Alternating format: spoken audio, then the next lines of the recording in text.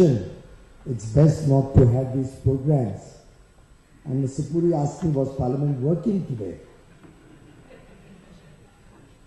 And the reality is, just to share with you, when Parliament works smoothly, we have less work. It's only when Parliament is not working that our duties expand and we have to do much more work and a lot more meetings to try and come around to some way forward to get the wheels of the economy moving. And at the last minute, a meeting was called by the Parliamentary Affairs Minister at 6 o'clock, the time I was wanting to be here. So my very, very sincere apologies to each one of you for not being able to be here earlier.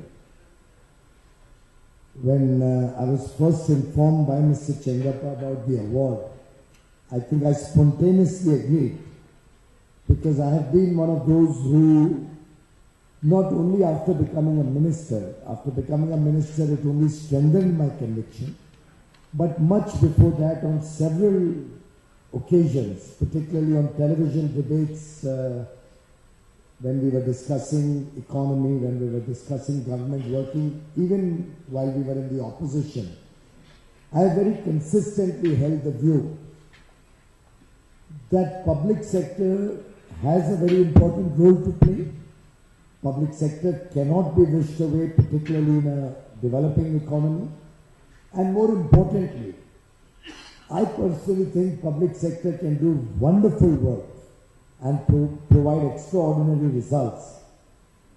It's never, in my mind, a subject of who is the owner of a company, whether government, whether public, whether joint ownership, whether Indian, whether foreign.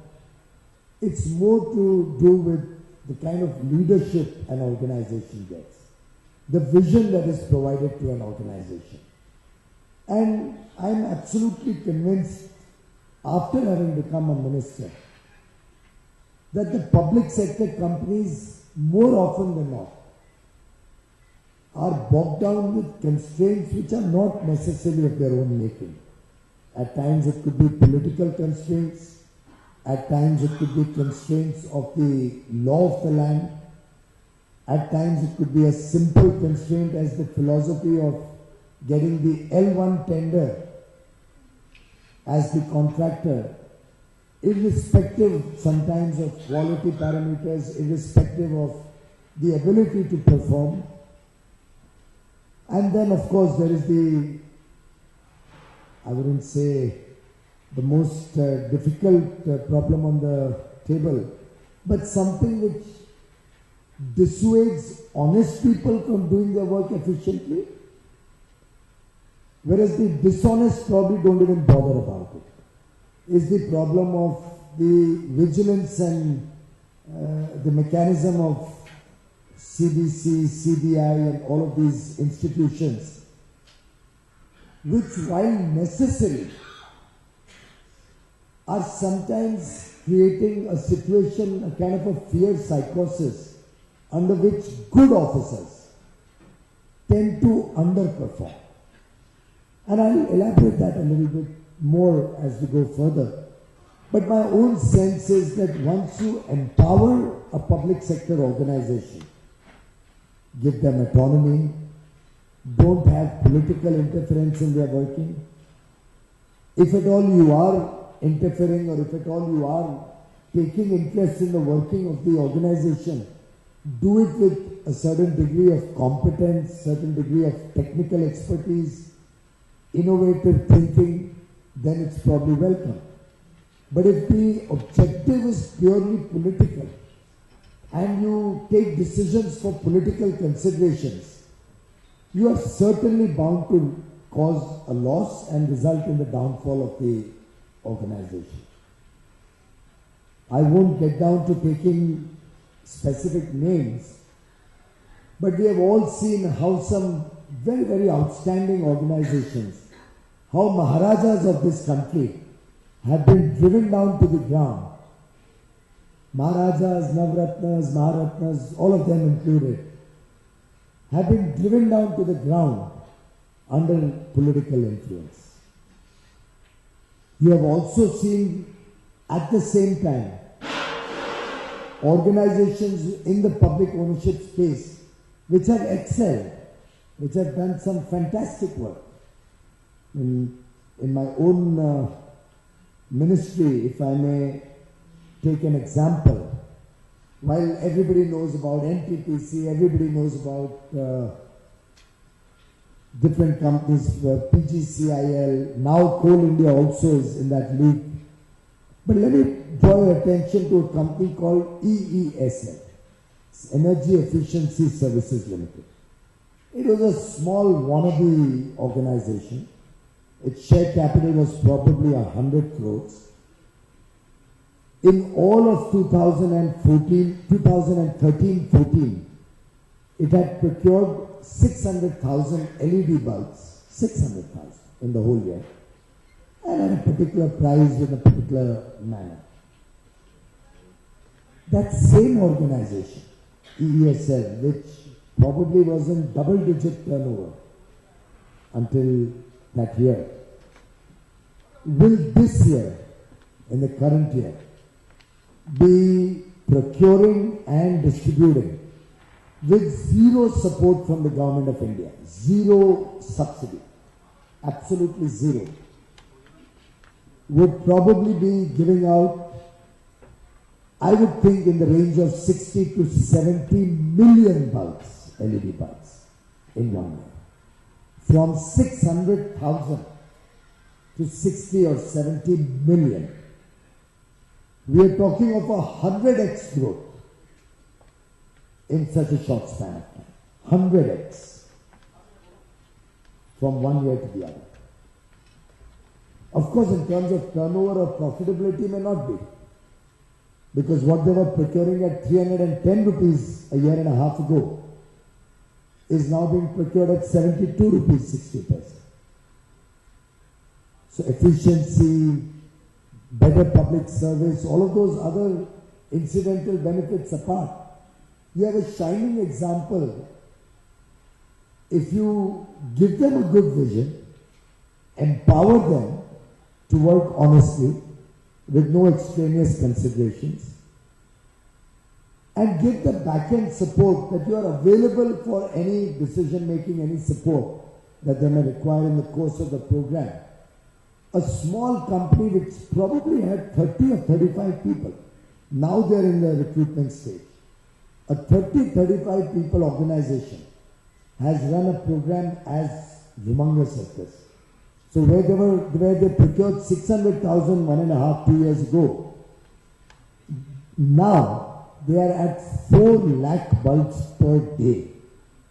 And I suspect it will go up to 1 million bulbs a day in the next 6 to 8 months. Small organization. May not even have qualified to come in the league or before the jury at the PSU awards today. But I'm just giving that as an example to show how the public sector, once it makes up its mind to perform, can truly excel. I mean, I'm sure many of us are used to instances where you could go to any part of the country and say that the Prime Minister is going to come day after tomorrow and is going to drive down this road. And I promise you, in less than 24 hours, that road will be better than the roads of Lutyens Delhi. They have the capability, they have the ability to do all of that. We need to empower them. We need to support them. And my own experience says that by and large they are very decent people, very good people. They're very committed, wanting to do good for the nation. They want to serve. After all, somebody who's become, let's say, I'm seeing before me, Chairman of Rural Electrification Corporation or Chairman of Power Grid Corporation, several people, I don't know many of you here, so I'm not taking your name. But believe me, any one of them, if they put in their papers today, will be lapped up by the private sector at not less than 20 times the salary that they are getting. Not less than that. And it wouldn't be difficult for any of them to take this decision. I'm sure families must be putting pressure on them. When they see the peers running a small 1,000 megawatt power company and drawing a salary in a few crores, and a person runs a 40,000 megawatt power company, getting a salary of maybe 1,30,000 a month. After all, there is peer pressure, there are families, there are children who want good education, there are wives back home who want to have maybe a more luxurious living. It's a sacrifice coming and working in government. Frankly, if I did not have a 30-year working history and an accumulated, I won't call it big wealth, and I'm not all that well off, but I have enough money that I can last my whole life if I don't earn any more money. If I didn't have that in the last 30 years, I could not have survived on the salary I get as a minister. I would either have to leave this or possibly become corrupt. So it's in very trying and difficult circumstances that people who have chosen to work in public sector undertakings and public sector banks are working. There may be a few bad fish. I don't deny that. But are there not as many bad fish in the private sector? I can, with my experience of 30 years, count so many instances where private sector executives are equally culpable or dishonest to their own companies, to their own systems. I'm on a program where it's a media house program, but I'm sure Arunji will not hesitate in accepting that we have no dearth of journalists in this country who may not necessarily always be ethical. In every walk of life in the country, we have this problem, we face this problem. But to castigate that on the basis of ownership alone, that this is a government company, so it has to be corrupt, it has to be inefficient, is something I think is very uncharitable and certainly does not reflect the truth. I alluded to Coal India briefly earlier. On more than one occasion I have spoken about it. It was a company most people believed could not grow more than 1 or 2% or 3% in a year. I think the year they did 4% was a celebratory year. Between 2010 to 14, in 4 years, the company added cumulatively 31 million tons additional production. And Arunji will recall, last year, October, November, about the same time as now, every news channel, every newspaper had screaming headlines about all power plants starved of coal, not having enough coal, wondering whether power would be shut off in a few days' time, would the country plunge into darkness. Many of you will recall those headlines. Fortunately, public memory is short, so people tend to forget also quickly. But it's that same Coal India, that same team of people. There's nothing new. I may not even have hired anybody new in the whole process. It's the same Coal India. Mr. Ravi Shankar Prasad, Honorable Telecom Minister, is here with us. It's that same set of people which added 32 million tons, giving a growth of about 7% last year, and resolved the problem to the extent that as against every Monday and every Thursday 4 or 5 questions in Parliament on coal shortages last year, the last 3 sessions, the winter session last year, it started falling. The budget session this year, the monsoon session and the winter session this year. All these 3 sessions, I have not had any question on the shortage of coal in any power plant in the country. And as we speak today, there is not a single power plant which doesn't have adequate coal. And the average across the country is 21 days of coal stock. So even if for 21 days there was no further supply, there would be no power shortage in this country. And the current rate of growth, you'll probably land up with adding 50 million tons in this year, which would be probably more than the cumulative growth from 2004 to 2014 in a whole period, or maybe 5 or 7 years out of that. But it's the same people, the same public sector people, same employees, same structure, same infrastructure, same mines, same equipment. It's not as if we brought in some fancy new technology and suddenly done something great. But I'm only trying to express, and I do hope the people of India start appreciating the trying circumstances in which these people work, but still give such excellent results and work with a mission to serve the people of India. I did allude briefly to the CVC CDI problem. If there are any bankers here who have been going to be receiving any awards, I don't know. But I've been on the board of a couple of banks in the past. And one big problem that they would face is a decision taken on commercial considerations at some point of time could be questioned 10 years later. If the company goes into problem or into some stress or goes into bad times, and you could be asked that 10 years ago, why did you sanction that loan?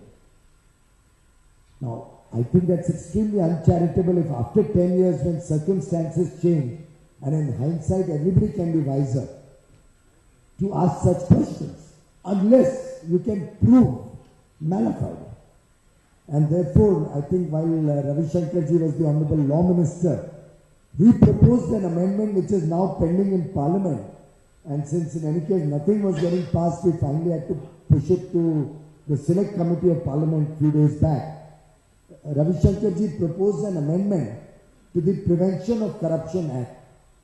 And very rightly so, to empower our public sector colleagues to take more bold decisions, our government officials to take more bold decisions, which said that unless malafide is proven in any decision, they will not be prosecuted under the Prevention of Corruption Act. For bona fide decisions, we have to protect our employees, our PSU employees, our government employees, so that they can be empowered to take decisions, they can be empowered to act. And I think, I do hope and wish that that becomes law very soon, so that we can give a greater thrust, let's say, to a program like privatization or strategic sales of companies, which should not be under government control. Yesterday at a Georgetown University function, this was flagged off by an honorable former minister of the erstwhile government, that Prime Minister Modi used to say government has no business to be in business. What has he done in 18 months? Well, it was a university program. Ideally, we should not have politicized it. Raj was there. But I was compelled to respond to that. And I had to bring to the notice of my friend and colleague from the other side that it was Mr. Vajpayee who first brought disinvestment and privatization on the table under NDA 1. It was bold civil servants of the NDA 1 government who took decisions to disinvest the hotels, which we had no business to, in any case, be running. To disinvest Balco, Hindustan Zinc, IPCL, all companies which have flourished since then and added huge value. Mr. Vajpayee took that decision, ran a whole process, a most transparent auction process, where people were allowed to bid and take those companies over. But after that, in the intervening period between NDA 1 and NDA 2, honest civil servants were taken to task, cases were filed, an effort was made to malign the decisions taken at that point of time, which have led to a situation that today, even if you desire to do a strategic sale, you may run the most honest process, but a question could be asked that, oh no, why did you get 1,010 crores? Why was the reserve price not 1,020 crores? There can be no answer to that. If you have run a process sincerely, with due diligence, it's transparent with equal opportunity for all to participate. After all, the Sahara Hotel in Mumbai, whether the price was right or wrong, cannot be determined by the minister or by the bureaucrat. It was a process. Everybody had a right to participate. It was publicly run. Now, after that, if it gets a lower price or a higher price, cannot be the responsible if taken with bona fide intentions. But yes, if one was to be able to prove corruption or malafide in that, certainly it should be taken to the cleaners. So I think this government is sincerely understanding, going to the root cause of the problem, trying to come up with solutions so that we empower our PSUs to do much better. And I have no doubt in my mind that in the days to come, while on the one hand we will continue our effort to stay out of business, to allow the private sector to run businesses, we in government will run social objectives and social programs. But at the same time, running several programs through PSUs empowers you to do them better, to do them faster. I just mentioned about the ESL program. If we had left it to the private sector, the price would never have come down to 24% of what we started off with. The rest would have gone into profits. Now it goes into the consumer's hands, who will gain nearly 40,000 crore rupees and in terms of saving every year with that one single program. Similarly, on several initiatives, take the Swachh Bharat initiative. Prime Minister announced we will make sure every school in the country, particularly in remote rural areas, has a separate toilet for boys and girls within 1 year, 15th August 2014. On 15th August 2015, we were able to add nearly 430,000 toilets in a short span of 1 year. And mind you, the role of private sector in that was quite small. I would talk to all the industries and tell them, appeal to them, why don't you take this project? Why don't you add toilets in the areas in wherever your factories are, wherever you come from, your original village and whatnot. Somebody would come back to me and say, we're going to add 1,000 toilets. Somebody said 100 toilets. And I'm talking of billionaire industrialists. We are taking up the program very seriously, Swachh Bharat and the toilets program. We're going to add 1,000 toilets. This is a company which is one of the top 10 conglomerates in this country. The PSUs under me in the Ministry of Power and Code added 128,000 toilets in 1 year. It's the same people who are sitting there, many of them, who work day and night. I remember initially there was a resistance. The Coal India chairman said, sir, my job is to increase coal production. You want me to add 10%, 11% coal production. And here you are asking me to go to these villages and make toilets. One of my teams, I think under Mr. Rajiv Sharma, REC, was kidnapped in Bihar. Kidnapped. 8 days they were in custody. Till we were able to convince them, as government we can't pay ransom money obviously. We were able to convince them that look, they are trying to build a toilet. Survey the school to build a toilet. But that's the power of the public sector, and I must acknowledge from this podium, and I hope through the kind aegis of the India Today, which is very befittingly awarding the PSUs who are going to receive awards today. I must compliment Arunji and Raj Chengappa and the entire team at India Today for recognizing the power and the performance of the PSUs, for encouraging them further, because after all, awards has 2 objectives. It's a further encouragement to all the people who receive the award, and in a spirit of competition, it encourages other people to better their performance to vie for a prestigious award like the India Today PSU Awards. So I'm sure India Today will take this message to the people of India through the multimedia campaigns that they can run through print, through television, through social media. I'm sure Arunji will take this message to the people of India that our PSUs do play an integral and important role in the development of the country.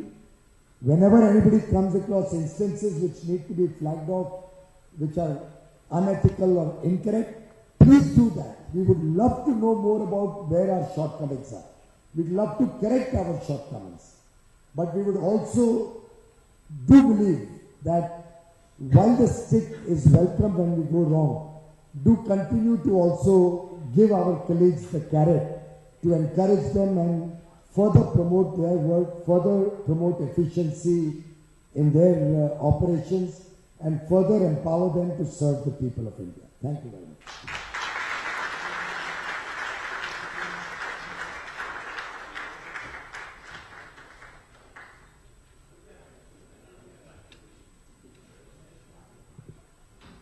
Thank you, sir.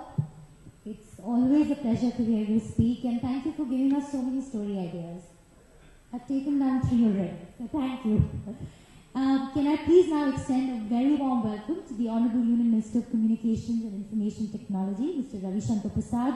Of course, Mr. Prasad needs no introduction. This is a government of lawyers. We have another lawyer, a political leader, and a thought leader who has played a very crucial role in the history of politics in India. It's been an inspiring journey from a student leader to one of the most erudite and fierce ministers of this cabinet. Mr. Prasad, can I please invite you on stage?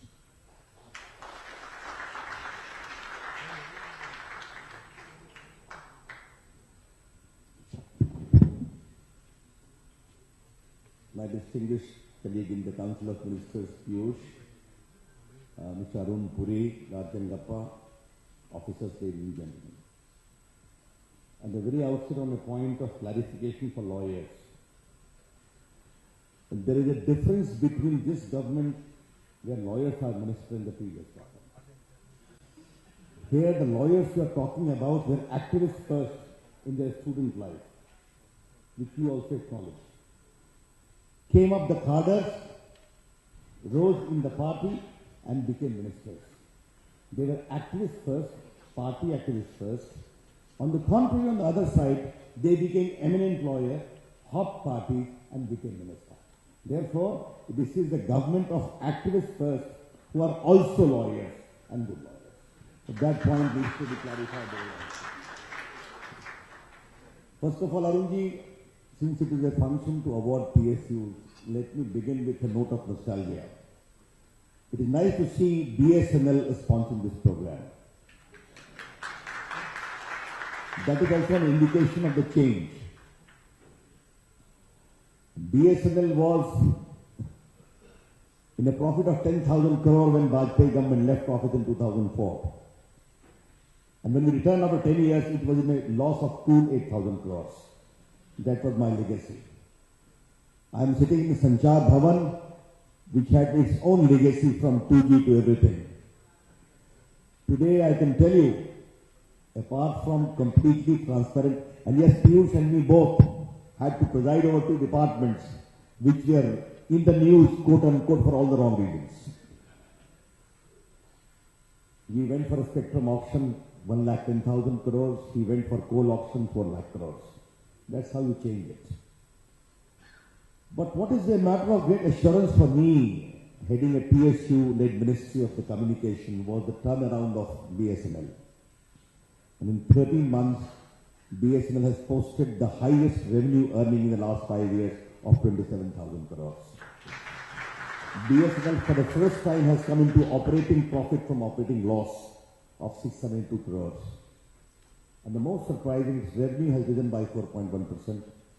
Its administrative expenses have gone down. And most significantly, its customer base, which was 7 to 8 lakhs in April-May, is now notching up 15-16 lakh every month. That's how it happens. It's what we did, the same officers, the same people. As Piyush did, I had 3 meetings with the general manager. Tumhe karna hai, nothing doing. And this is how we used to encourage, empower, gave them the discussion, and the same thing happened. Talking about PSUs, whether it's Piyush or Arun Jaitley or myself, all of us are supporters of reform. But I was also a minister in the Vajpayee government, heading the ministry which Piyush is heading now, coal and mines, and then information broadcasting besides law. For a fair competition in reforms, a PSU has to remain there. If a PSU is not there, at times the reform process and the competition gets skewed, apart from the moral and social obligation which they have to fulfill. Now let me give you 4 instances. The big flood came in Kashmir. BSNL gave free mobile phone for 1 month. We had to do a lot of requests for others, hardly for 2 days. Something happened in Nepal. We talked to the BSNL, I made the announcement, they have agreed that all the incoming calls became local, not international, because people were talking to their phones.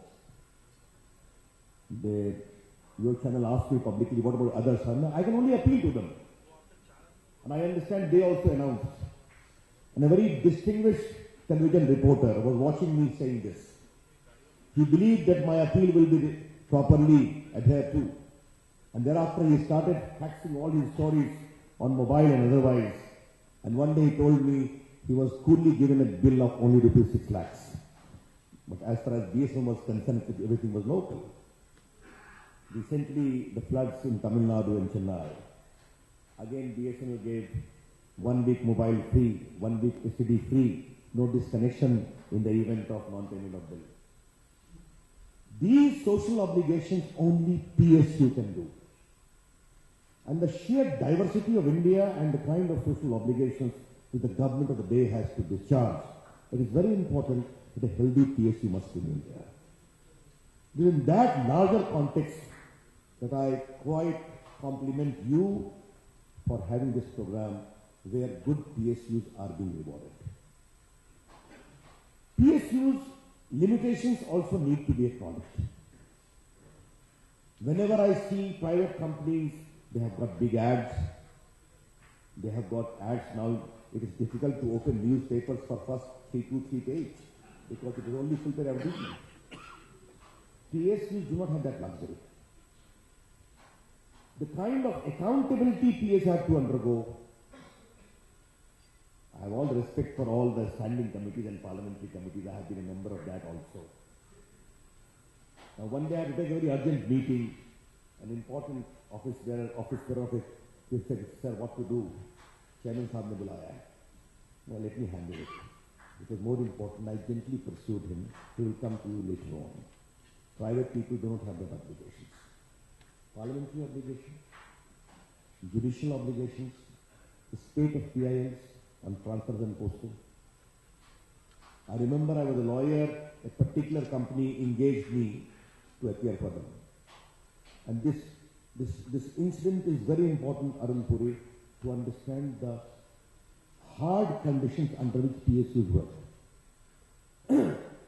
It was a question of transfer of their finance controller. Single bench in a high court, he won. Division bench upset it. The company came to Supreme Court. The Supreme Court remanded it. It went to division bench. It remanded it. Again it went to single bench. Single bench repeated the previous judgment. Again it came. I said, whether the case is good on merits or not is a different question. But if for transferring one financial controller, this PSU has to spend 10 years, including lastly engaging me, it has 21 operating units. Now only 7 are left. And if 10 years has to go like this, it will come to 3. The rest I leave it to you. And the judges understood what I was trying to convey, but dismissed the appeal of that office. Therefore, if the PSU performs well in the limits of all these constraints, it is additional appreciation which has to be appreciated. The second thing I would like to flag today is the tendering process. Tendering for contracts, for services, for goods, for supply needs some degree of flexibility. But I am not disapproving it. I am only trying to highlight the constraints that they have to go for L1. L1 may or may not comply with the requirements when the final process of delivery starts. Now, if they subtract from L1, then there is a CDC, then there is a clearance, then there are questions. Within these constraints, if a PSU performs well, it's a matter of appreciation. And therefore, as Piyush rightly pointed out, that the India Today Group has decided to award those PSUs, it is very important if PSUs are doing well under those inhibiting circumstances, it is a matter of moment for them for which they need to be complimented. I think that should be the larger objective which we all need to highlight.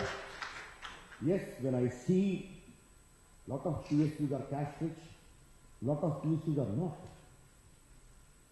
Now take the case of this air traffic. Whenever Piyush or myself or you go to Northeast are areas which are not very accessible at times. Only you can have a PSU airlines servicing those areas which are not economically very profitable. I have always experienced with BSNL, when I say वहाँ जाओ, they say, sir वहाँ customer नहीं है. हमने कहा तुमको जाना है, because that is a part of the social obligation. In a sure way, Piyush also must be trying to push his political weight to do something which may not be commercially very viable. And these are important, because if I am asking BSNL to service a particular area, I am not doing out of any love for me, I am only saying that area needs to be serviced. I think this change of mindset is very important. And yes, with my own experience of India's reform process, I am not convinced India's reform to succeed, to become promising, to become equitable, it is very important to have a balancing factor of a PSU in the field.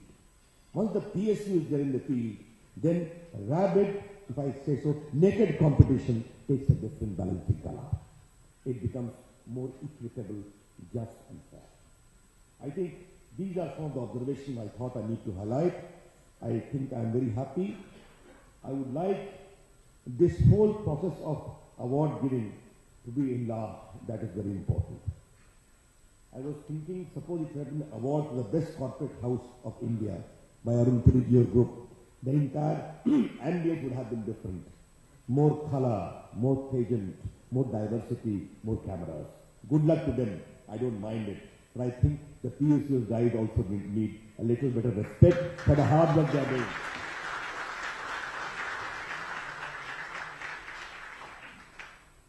Yes, I am not a supporter at all of many of the PSUs that were killed because of apathy, political interference. But one thing I would like to highlight today, and that is my last observation. How many of PSUs collapsed because of political interference, because of trade unions excesses and bureaucratic excesses? Somewhere or the other, country needs to have an audit of that. How much of public money was involved in these PSUs?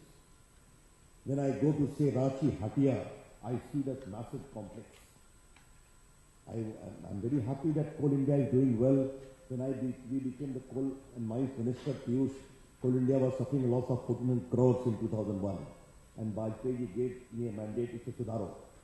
We were lucky we could turn it around in 1.5 years of 200 crore plus. The kind and the spread. I was involved with this investment of Balco and Hindustan Zinc.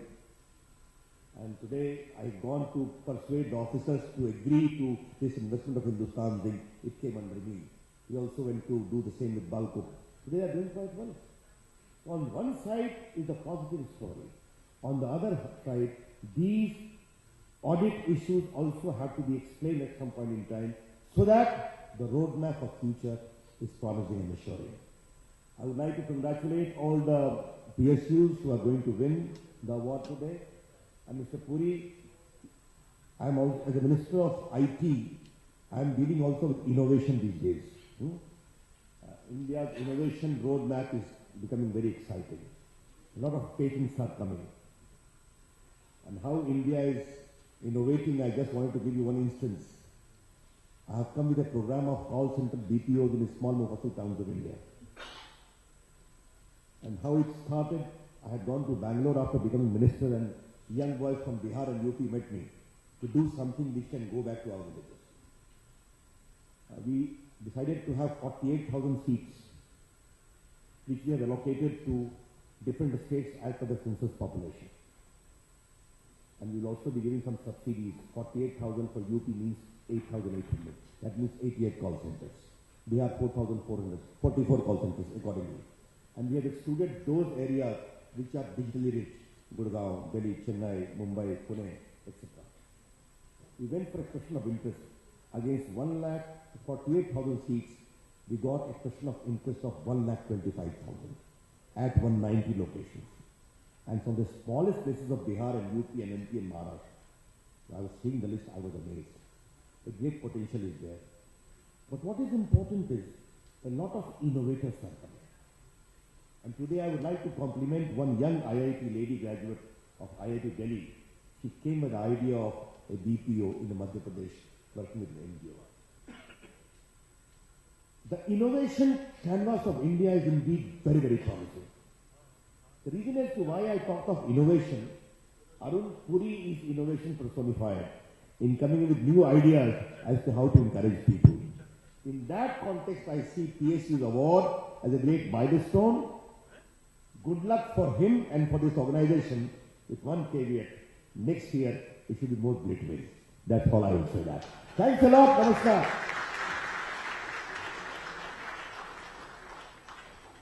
Thank you, sir. Can I please request you to stay on stage?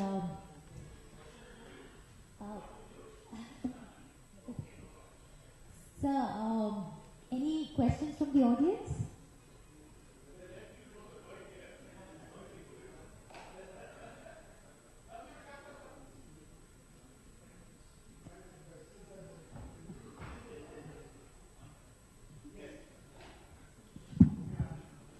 There is one thing more I must tell you. Yes. I see a lot of PSU people sitting here, and now the limitation of PSU is they don't ask questions from the minister. Yes, everybody. Both of you mentioned the fact that public sector employees who are here, that what great sacrifice and what they do, and they run large corporations under large funds under them. How do you fix their salary structure? I mean, this is a fundamental issue. To attract the best talent, why is it not possible for PSUs to pay market salaries? And what are you doing to fix that?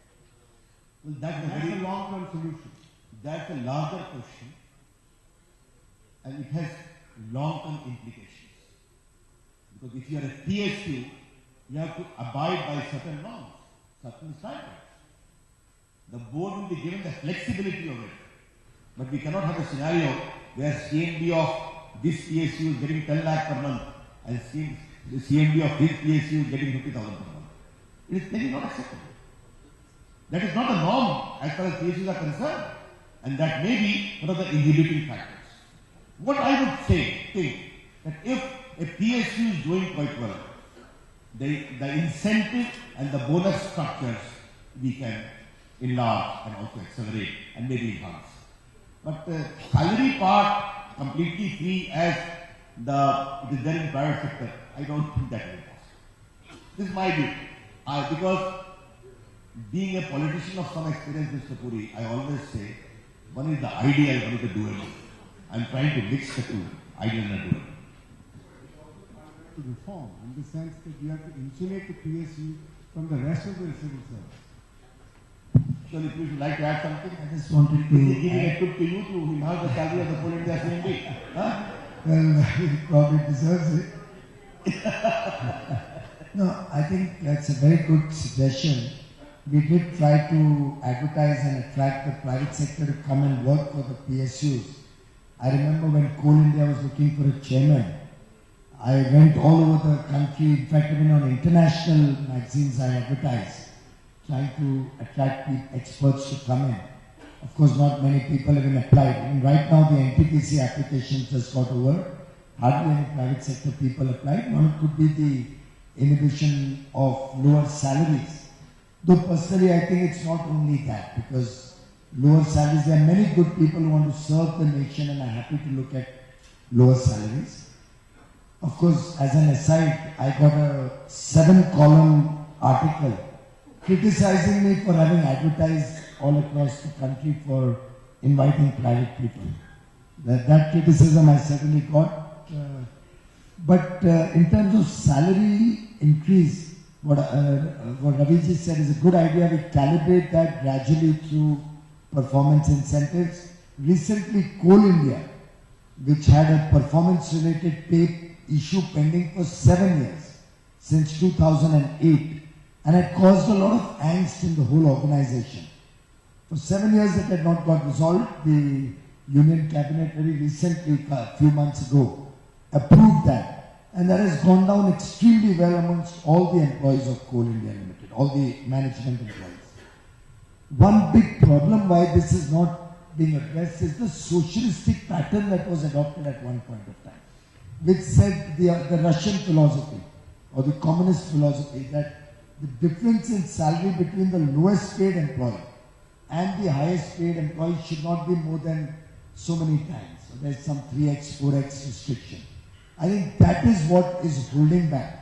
And in the current day and age of competitive politics, any effort to change that ratio would possibly cause a lot of problems both from the union side and the political side. That's the real problem. We have to add one thing more. If you commission an eminent corporate head to head a PSU, it's an exciting idea. But my take is they are tuned and trained to work in a particular atmosphere without impinging upon their talents.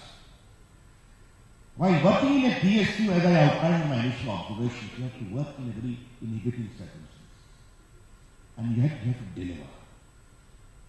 सवाल पूछे जाएंगे संसद में, committee में बुलाया जाएगा आपको, court में आपकी पेशी होगी, जजेस कभी आपको डांट लगाएंगे, कभी कंटेम्प्ट होगा, अखबार में आपके खिलाफ बहुत लिखेंगे, जो अभी पीयूष ने सफर किया या हम लोग सफर करते हैं. In all these inhibiting circumstances, you have to deliver. There I feel those who have greater exposure to private sector at times feel difficult. And what happens? Some of them have done, I appreciate them.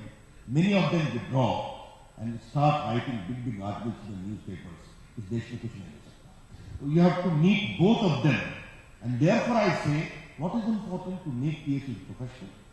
Give them the flexibility, non-intervention, and obviously serious monitoring and accountability. If you are able to do that, in case of PSU of Coal India and BSL, the same people delivered or not. And I have told them a very clear direction, you have to turn around in the coming 2 years. And we will monitor them. And hopefully they will deliver. Therefore, what is important is to give them freedom, flexibility, discretion, to trust them, and monitor it effectively. Things will happen.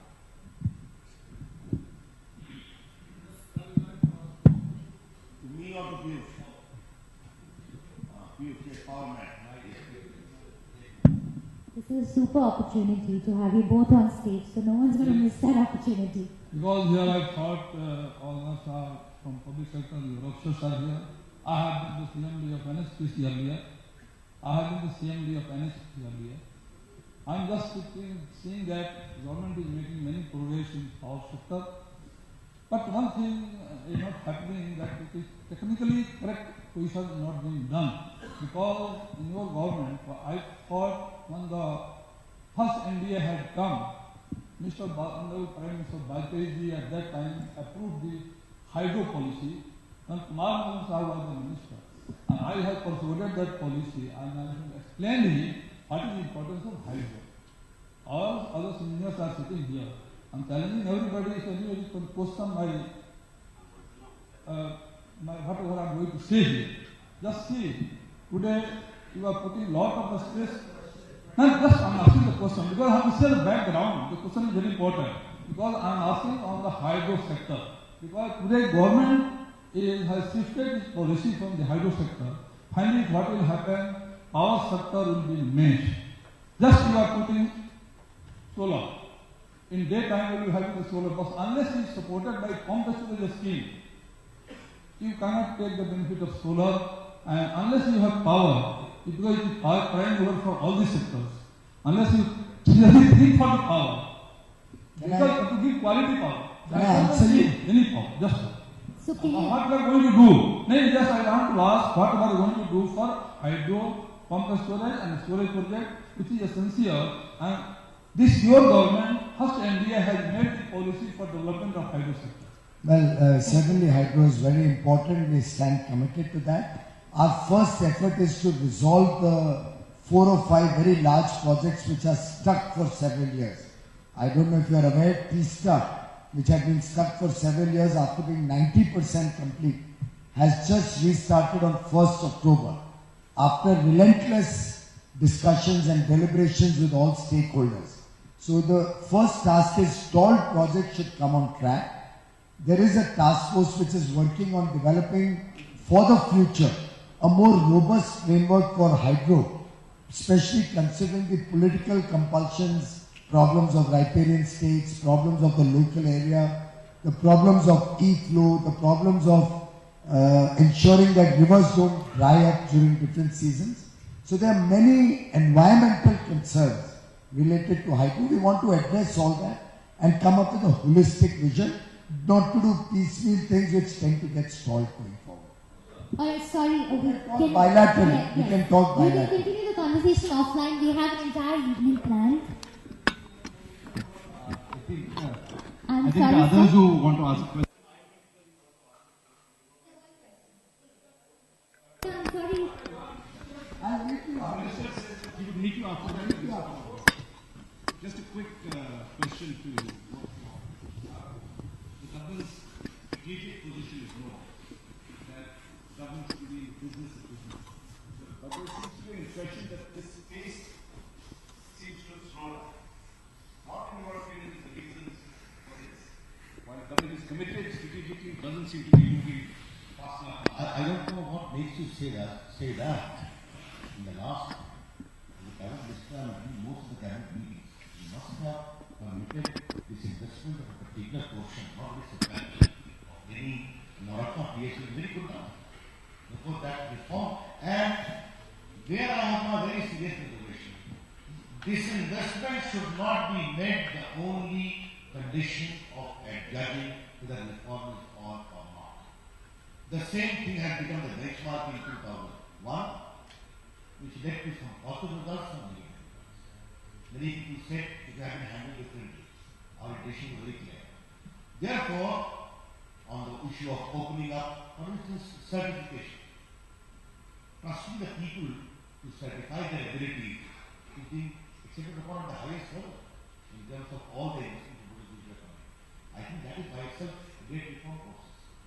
Liberalizing, easing the norms in insurance, in banking. We have seen, therefore, we have to see reform in a larger context. This disinvestment is there. Many studies disinvestment is going on. Maybe wholesale disinvestment is not going on. But that factor, that situation depends on the variety of factors.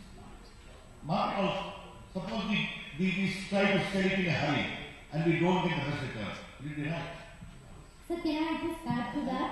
I just want to add to Raj's question.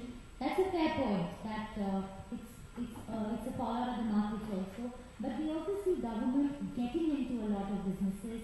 We know that the government is setting up more steel plants. We know, okay, when you talk about Swachh Bharat, when you talk about distributing LED lights, that's government getting into different aspects of our life. So, well, that's a development imperative. As I said, in fact, I clarified that if we had not done the LED program, today also LED bulbs would have been 600 rupees in the market.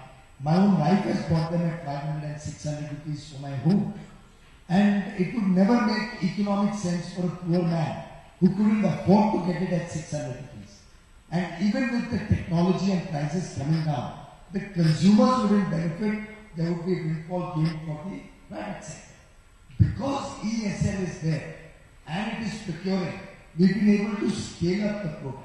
So if 37 million, I just showed the figure to Arun J, 37 million bulbs have been given out by ESL. A similar number has been sold by the private sector. And market prices have come down from 500 to 200 rupees. I'm told somebody has introduced them, Flipkart or somebody at 140 rupees.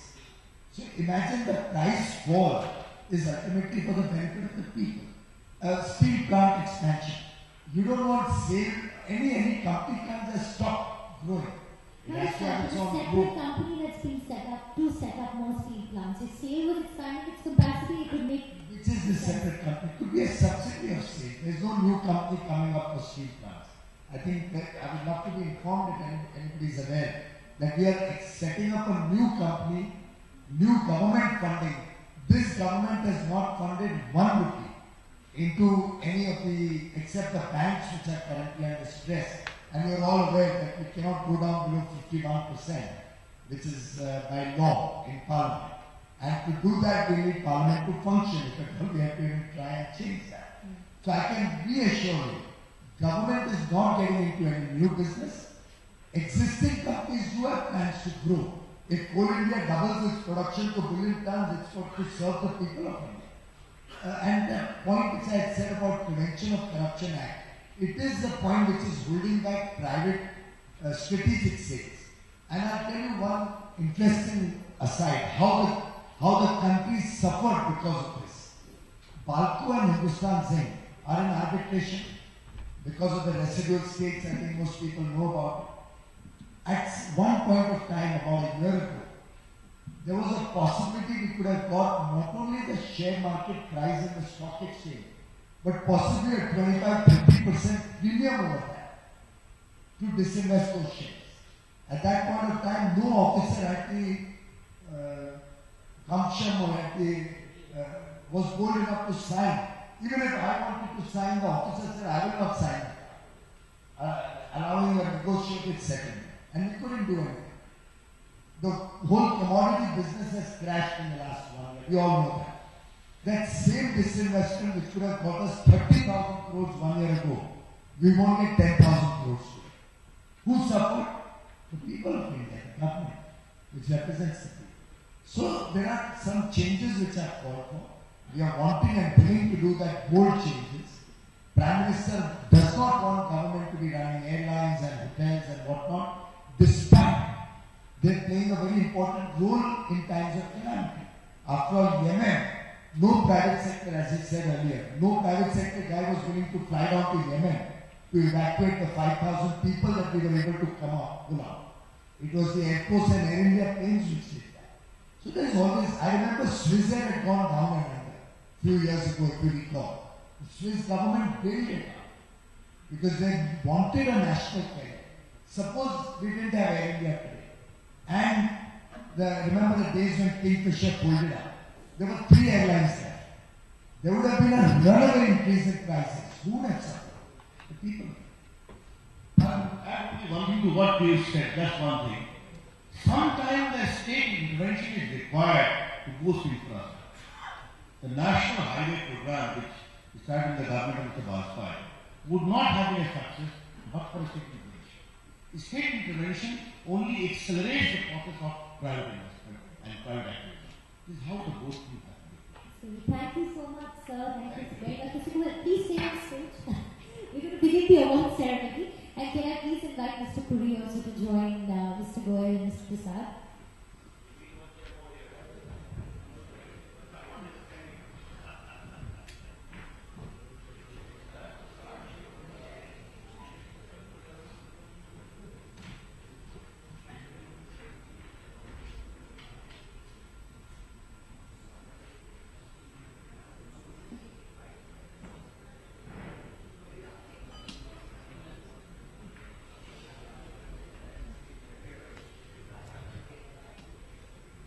Well, it is finally that time of the evening where we recognize the stellar work being done by the PSUs that are building India today. Well, can we begin? Alright, let's begin with our first category, Best in Global Presence. Let's take a look at other PSUs, and the winner is India Infrastructure Finance Company Limited. A big round of applause for IFCL. Can I please invite Mr. P.R. Jaishankar, the Chief General Manager, to come on stage, please.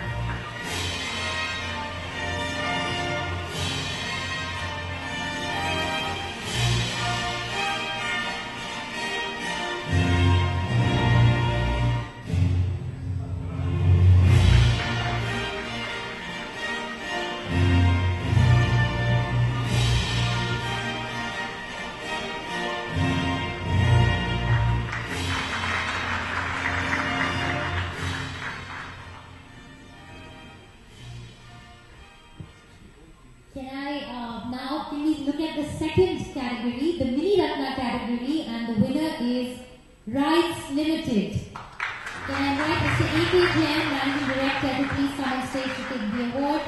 And can I please request Mr. Ravi Shankar Prasad to do the honors?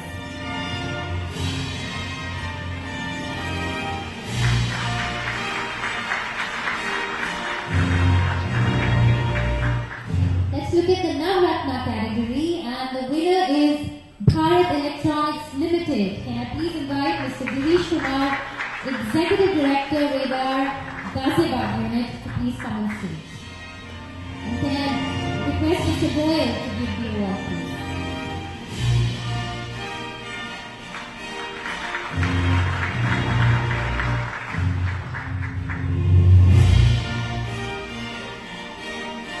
Let's look at the Maharatna category now, and the winner is Indian Oil Corporation Limited. And we have two names here, Mr. Ashok, Chairman Managing Director, or Mr. Verghese Cherry. Can I please request Mr. Prasad?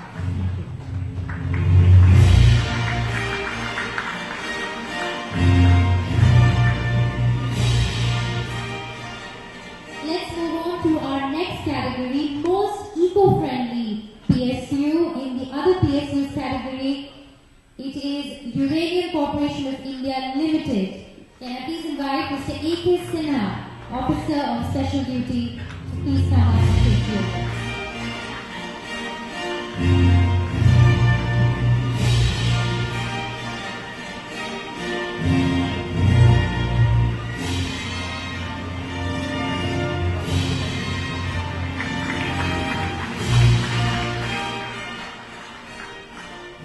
Moving on to our Mini Ratna category, the winner is NHPC Limited. Can I please invite Mr. P.M. Singh, Chairman and Managing Director, to come on stage, please?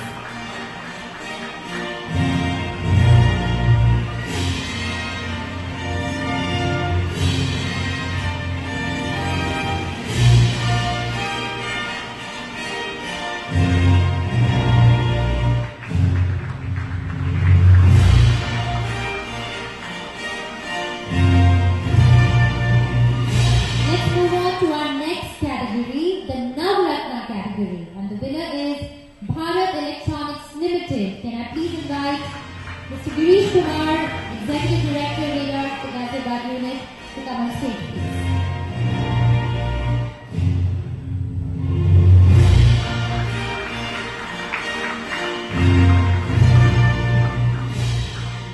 Let's move on to our Maharatna category. The winner is ONGC. And can I invite Mr. A.K. Dwivedi, Director Exploration, to come on stage, please?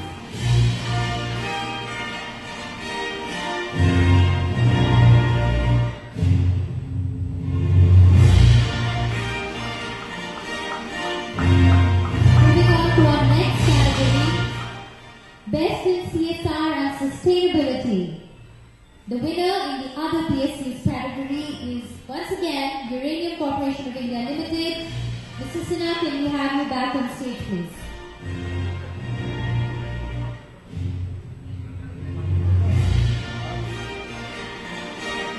Can we have a big round of applause for the winners?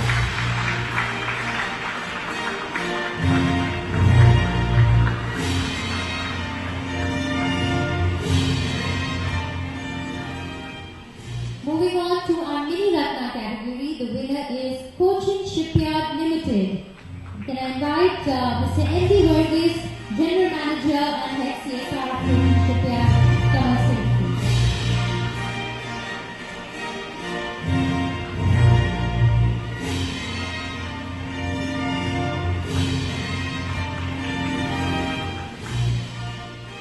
Moving on to our next category, the Navratna category. The winner is Oil India Limited. And can I invite Mr. P.K. Sharma, Director Operations, please select the award.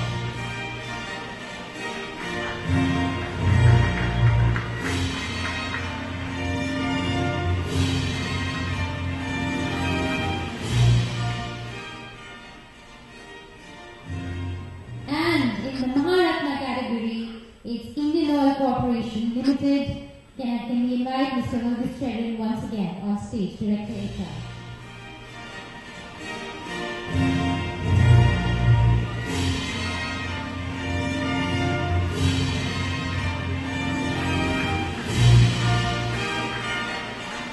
Moving on to our fifth award category for the night, Best in R&D and Innovation, and in the other PSU categories, the winner is Power System Operation Corporation Limited, and can I invite Mr. S.K. Soni, Chief Executive Officer, to come on stage.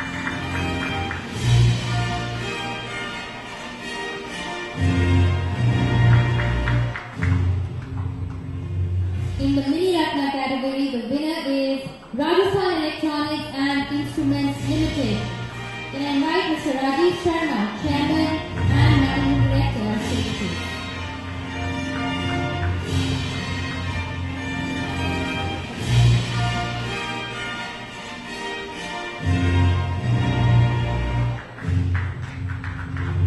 Moving on to our Navratna category, the winner is Bharat Electronics Limited. Mr. Girish Kumar, can we have you back on stage?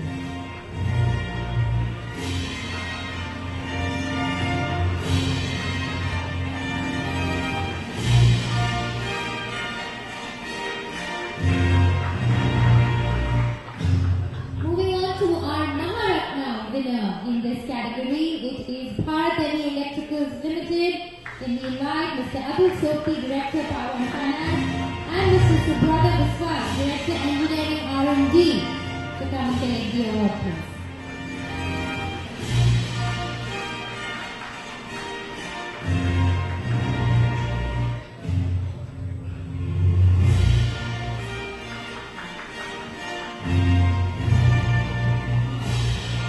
Moving on to our next category, HR Excellence. In the other PSU category, the winner is NHBC Limited.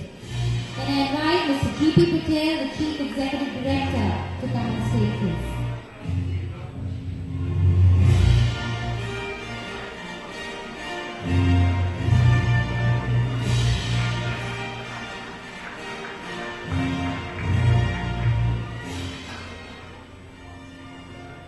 Moving on to the Mini Ratna category, the winner is Indian Renewable Energy Development Agency Limited.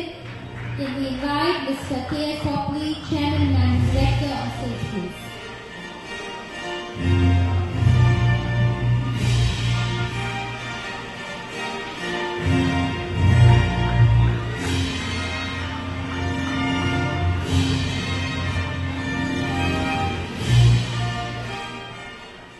Moving on to our next Navratna winner, it's Bharat Petroleum Corporation Limited. Can I invite Mr. S.P. Gathu, Director of Human Resources on stage, please?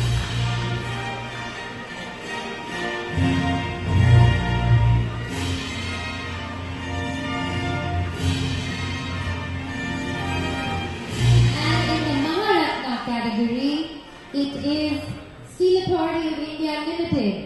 Can I invite Mr. Sudhanshu Prasad, Executive Director, Personnel and Administration.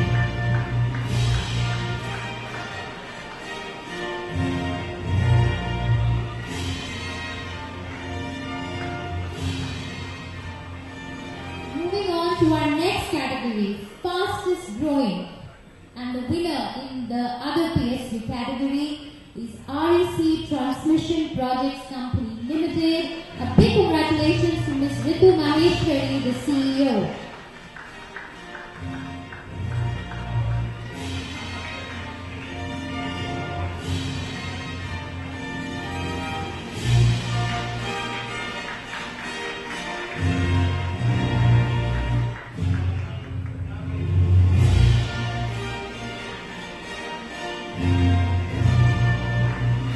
Big round of applause.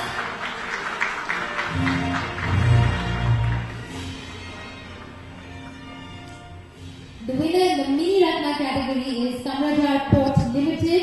Can I please invite Mr. Gunasekharan, the Chief Financial Officer.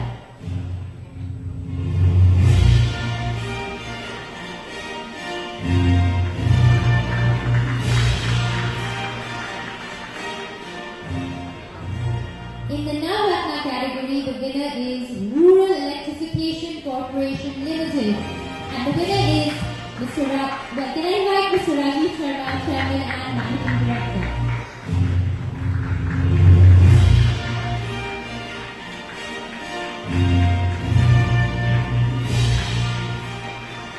Moving on to our winner in the Maharatna category, it is Coal India Limited. And can I invite Mr. N. Kumar, Director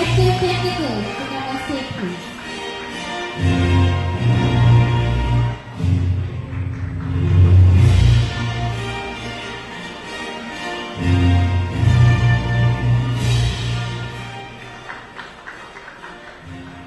And let's move on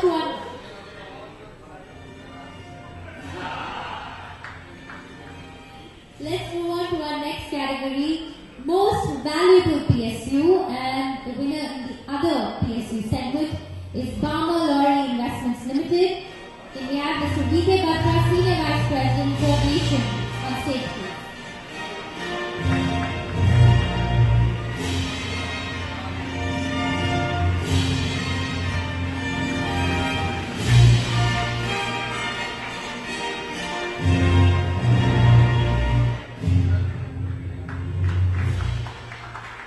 Moving on to our mini Ratna segment, the winner is NHPC Limited.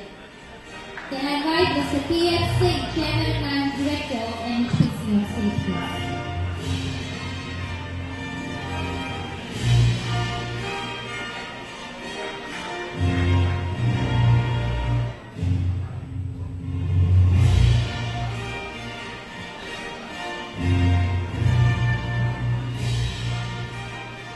In the Navratna category, the winner is Power Grid Corporation of India Limited. Can we invite Mr. I.S. Bhatt, Chairman and Managing Director?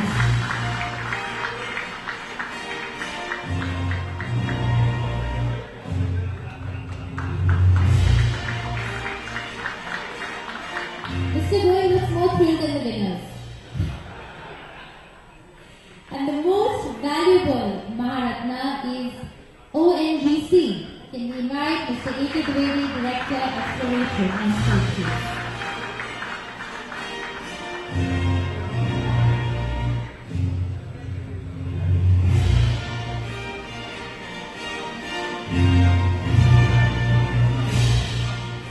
Well, the final award for the year, the best performing PSU.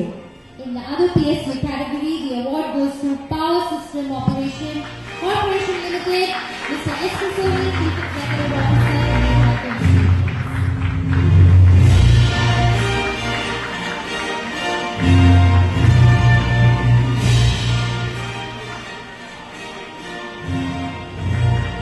moving on to the Mini Ratna segment, the winner is Rights Limited. Can we invite Mr. Rajiv Malhotra, Chairman and Managing Director on stage, please?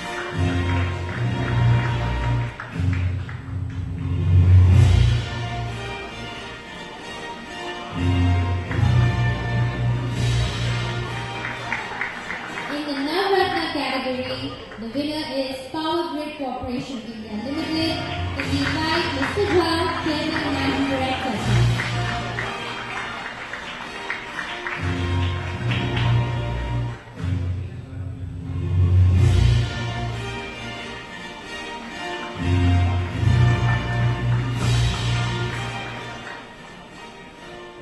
And the final award, the best performing Maharatna in the year 2015. It is Indian Oil Corporation Limited. Can we invite Mr. Verghese Pereira once again?